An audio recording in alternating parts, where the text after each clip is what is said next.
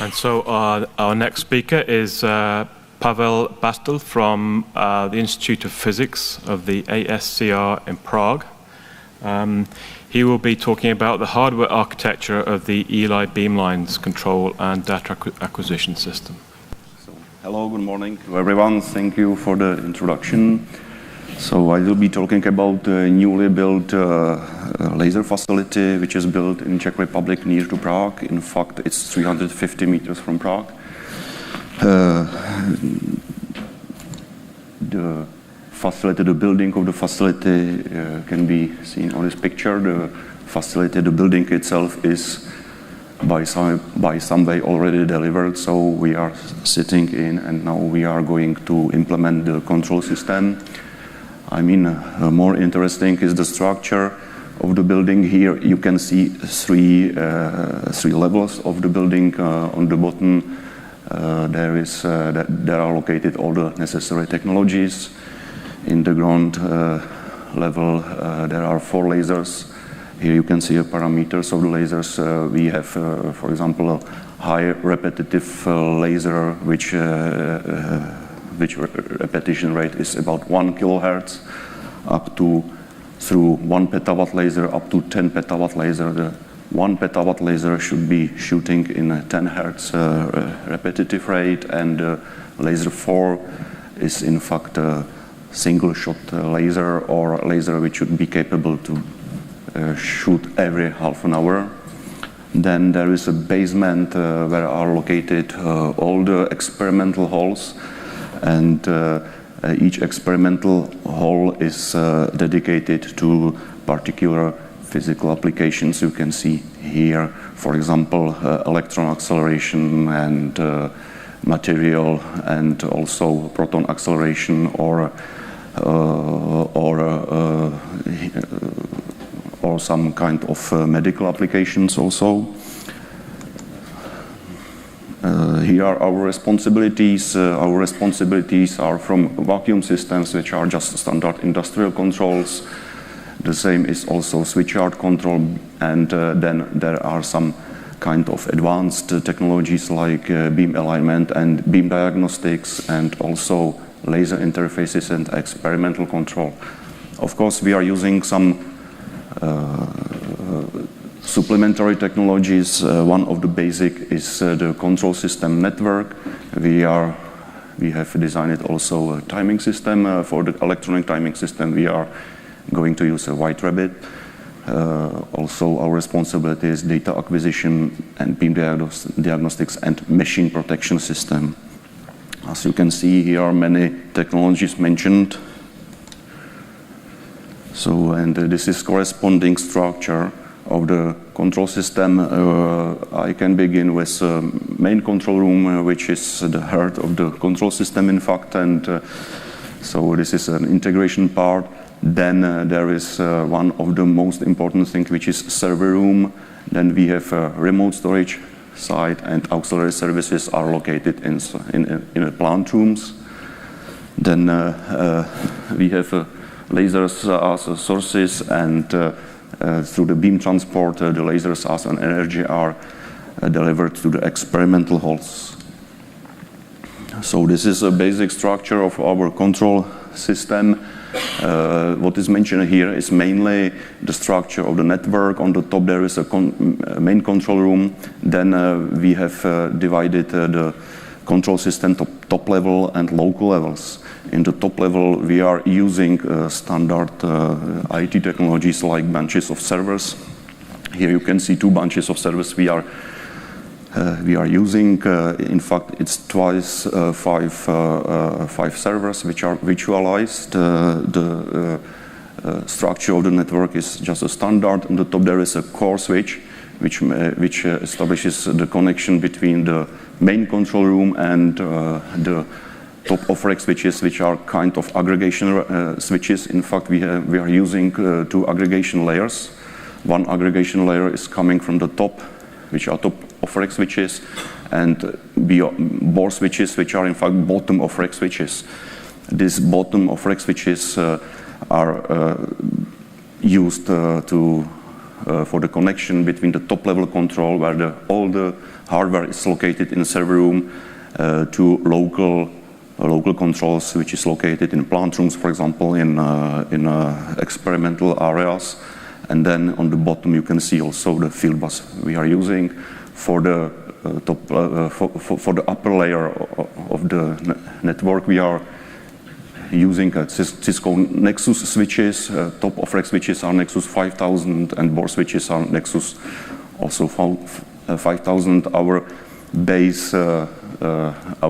base technology we are using is 10 or 40 gigabits Ethernet, which we are using just for control. For top-level servers, we have 2U servers, which are Lenovo System X3650M4. Each has 24 cores and 256 gigabytes of memory. And for the virtualization, we are using private cloud. What I haven't mentioned here is a system storage, which is also connected to these servers. As you can see, all the Ethernet connection is redundant, just for the reliability of the control system itself. So here are pictures of our central control room. The central control room these days is finished already. There are also the big screens, and here you can see a few seats. We have in total 21 seats. Each operator has one monitor, 43 inches, and each operator has a computer.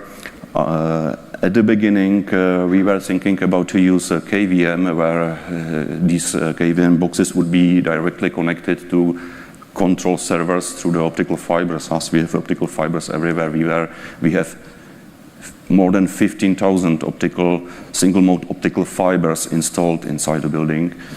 But this solution was too expensive. Therefore, we decided to buy standard computers. These computers are located inside the tables, so that means they are not accessible by the users. And the user typically has access to the internet and some plugs, of course, available. And this is connected through optical fibers to core switch, and then it makes access to the control system itself. The low-level control system, if you remember, we are using some basic controls like vacuum for these purposes and motion control, which is shown here. For these purposes, we decided to use Fieldbus, but we decided to use a Fieldbus which is based on standard Ethernet devices, like standard network interface cards. And there are, in fact, two modern Fieldbuses available in the world. These Fieldbuses should be capable to work through the optical fibers. The reason is our distances and also EMP environment, which we are expecting in experimental halls. We decided to use components for BR automation. We have a few reasons for it. First of all, it uses LC connectors, which is a standard in LC in our network, and also the PowerLink Ethernet or free stack is well maintained. So the stack for EtherCAT was the last version is from 2013 or something like this. For advanced controller like Diagnostics, we are using micro-TCA platform. Probably most of you know what micro-TCA is. Here is a list of basic components. Of course, there is a chassis. We are using three types of chassis. We are using, we call it Class A, the best one, which is available in the market at the moment. Then we have a workhorse, which is these two U chassis, and also some basic micro-TCA chassis, which we are using as a controller of each experimental hall. Maybe it's quite expensive to use micro-TCA for these purposes, but what is a big advantage that we can exchange components if some component fails, for example, and we don't have to have so many components. The Class A chassis is native R9, not 10 here. With White Rabbit support, it has 12 AMCs, 2 RTMs, redundant MCH, and power supplies up to 1 kilowatt. The native R2 is also used for advanced control. It has slots for 6 AMC and 4 RTMs, and then we have a native A1 standard local controller, which can accommodate 6 AMCs.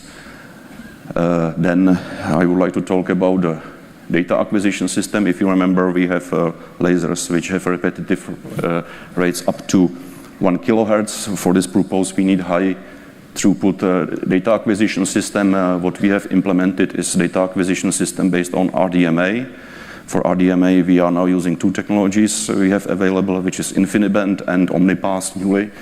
We have InfiniBand 50 FDR, which is 56 gigabits per sample and per second, and 1 gigabit OmniPass switch. We are using 2 blade servers, which each blade has 10 gigabit, twice 10 gigabit Ethernet interface, 56 gigabit InfiniBands, 24 cores, and 768 gigabyte of memory for memory buffer. We are defining so-called memory pool here, which can be shared from devices from the local controls. For these purposes, we are using similar or the same devices, and we have point-to-point connections, which is based on RDMA. Here we have 2 technologies, PCI Express, because many users are using still PCI Express. Here we have a local server which has 4 gigabit, 10 gigabit Ethernet interfaces with RDMA support, 24 cores, and buffer of 128 gigabytes,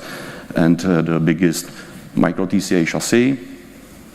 So what are the advantages? We are sharing RAM buffers which are located in server room between experimental areas. We have a simple data exchange between control system computer for distributed control. So that means we can share the data simply over the building, which are taken by the data acquisition, and we are keeping the expensive components in a safe place, so it wouldn't be damaged by EMP. Here is our implementation. We purchased these 2 servers. Here are cards we are using. Our standard is a network interface card. Then we have a standard, let's say, FPGA card, which is used for online processing. And it's a PCI Express card. And then we have, for testing purposes, 2 pieces of combination of FPGA with NIC from Mellanox. So that means this chip from Mellanox allows us to make some offloading of RDMA, for example, and other machines. So this is local control. We have this PCI Express based computer which has 24 cores. It has 11 PCI Express slots, 10 of them are time 8, which is equipped with this 4x10 gigabase X network card, and for local data acquisition also by specialized card with FMC interface, which is based on Vita 57.4, which is compatible with cards from which are made based on Vita 57.1. It has 16 gigabyte of RAMs and 1 10 gigabit interface based on optical fibers. That means we can go directly to the data acquisition even without influencing of CPUs. Here we are using a standard chain where we are using RTX and Kintex based FMC carriers plus FMC cards. We have few RTM modules which has 8 SFP plus slots, and of course optical based network interface cards.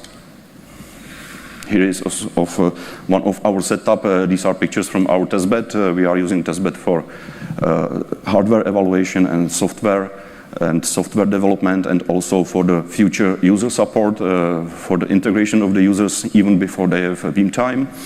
And here we have a technology where we have connected the micro TCA chassis to the PCI Express computer, because the advantage of standard PCI Express computer is that it can have a lot of memory inside.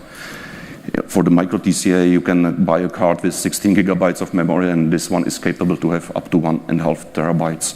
And here, because in the MCH there is a PCI Express switch, and this is connected through the optical fibers to this computer, and it's visible. All the cards here are visible as to be locally connected PCI Express cards, so without any driver support. And we can connect, of course, all the detectors directly to PCI Express, all through the micro TCA chassis. The micro TCA chassis has many advantages, like clocks and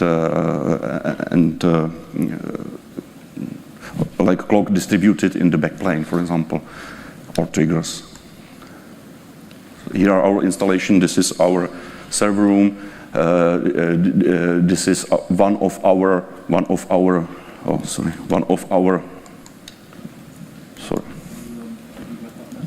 Sorry. And here is our data acquisition server with 2 connections to OmniPath. This is a bunch of our 5 control servers. Now I will be talking slightly about software. Regarding the software, we are using this approach. So that means first we are using UML for software development. We are using an approach where we are defining abstract application layer. On the top of this abstract application layer, we are developing a Tango interface, and that means from this part, everything is written only once. Of course, there are devices which has standard interfaces like cameras, as Birgit was describing, and these devices sometimes has also some specific parameters where we are using XML configuration.